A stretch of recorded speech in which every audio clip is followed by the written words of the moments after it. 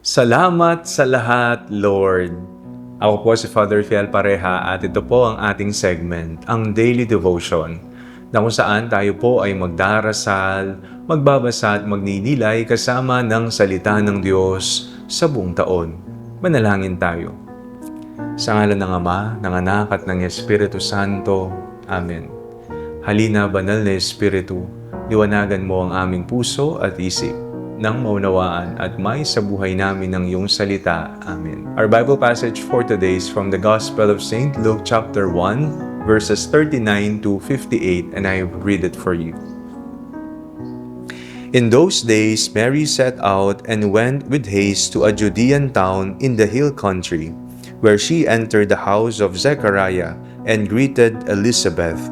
When Elizabeth heard Mary's greeting, the child leapt in her womb, and Elizabeth was filled with the Holy Spirit and exclaimed with a loud cry, "Blessed are you among women, and blessed is the fruit of your womb. And why has this happened to me, that the mother of my Lord comes to me? For as soon as I heard the sound of your greeting, the child in my womb leapt for joy. And blessed is she who believed that there will be a fulfillment of what was spoken to her by the Lord." And Mary said, "My soul magnifies the Lord, and my spirit rejoices in God my Savior, for he has looked with favor on the lowliness of his servant. Surely, from now on all generations will call me blessed, for the Mighty One has done great things for me, and holy is his name. His mercy is for those who fear him from generation to generation. He has shown strength with his arm. He has scattered the proud in the thoughts of their hearts. He has brought down the powerful from their thrones and lifted up the lowly. He has filled the hungry with good things and sent the rich away empty. He has helped his servant Israel in remembrance of his mercy, according to the promise he made to our ancestors, to Abraham and to his descendants forever." And Mary remained with her for about 3 months and then returned to her home. Now the time came for Elizabeth to give birth, and she bore a son. Her neighbors and relatives heard that the Lord had shown his great mercy to her, and they rejoiced with her. Sa Ebanghelyo ngayon, narinig natin ang magandang tagpo ng pagdalaw ni Maria kay Elizabeth. Pagdating ni Maria, nagalak si Elizabeth at napuspos ng banal na espiritu.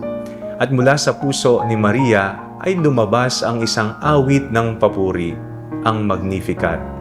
Ang aking kaluluwa ay nagpupuri sa Panginoon, sapagkat nilingap niya ang kanyang abang lingkod. Kapansin-pansin na sa awit ni Maria, hindi niya ipinagmamalaki ang sarili niya. Hindi niya sinabing, "Tingnan ninyo kung ano ang nagawa ko."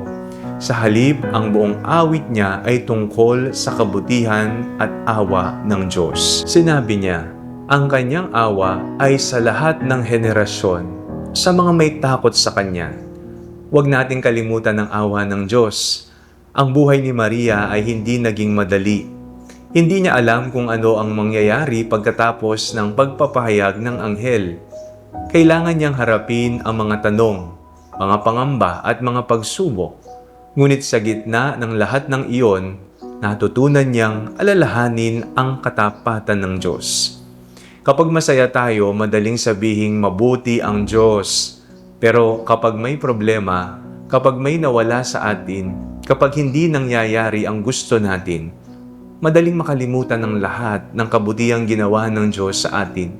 Kaya ang Magnificat ni Maria ay parang paalala. Alalahanin mo ang ginawa ng Diyos sa iyong buhay. Alalahanin mo kung papaano Kanya iniligtas noong akala mo wala ng pag-asa. Sa mga panahong binigyan Kanya ng lakas kahit pagod ka na, alalahanin mo ang mga taong ipinadala niya upang tulungan ka. At isipin mo ang mga panalangin mong sinagot niya at maging ang mga panalangin hindi niya sinagot ayon sa gusto mo dahil maaring may mas malalim siyang plano. Alalahanin natin na sa kabila ng ating mga kahinaan at pagkukulang, hindi tayo pinabayaan ng Diyos. Ang pag-akyat kay Maria ng Diyos ay tanda rin ng pag-asa. Ang katawan at buhay ni Maria ay dinala sa kalwalatian ng Diyos. Pinapaalala nito sa atin na ang ating buhay ay hindi nagtatapos sa mundong ito. May patutunguhan ang ating pananampalataya. May pangakong naghihintay sa atin. Ngunit habang tayo ay naglalakbay patungo sa langit, kailangan nating matutong tumingin at sabihin, Panginoon, salamat. Hanggang ngayon, hindi mo ako pinabayaan. Kapag dumating ang mga araw na parang hindi na natin nakikita ang Diyos, balikan natin ang mga araw na malinaw nating nakita ang Kanyang awa. Kapag nangihina tayo, alalahanin natin ang Kanyang katapatan. Kapag natatakot naman tayo sa bukas, alalahanin natin kung papaano niya tayo inalagaan kahapon. At tulad ni Maria, gawin nating awit ang ating buhay. Ang aking kaluluwa ay nagpupuri sa Panginoon, sapagkat dakila ang ginawa niya sa akin. Ang taong marunong umalala sa awa ng Diyos ay hindi madaling mawalan ng pag-asa. Kaya sa bawat araw, huwag nating kalimutang magpasalamat. Alalahanin ng awa, alalahanin ng katapatan, alalahanin na hanggang ngayon kasama natin ang Diyos.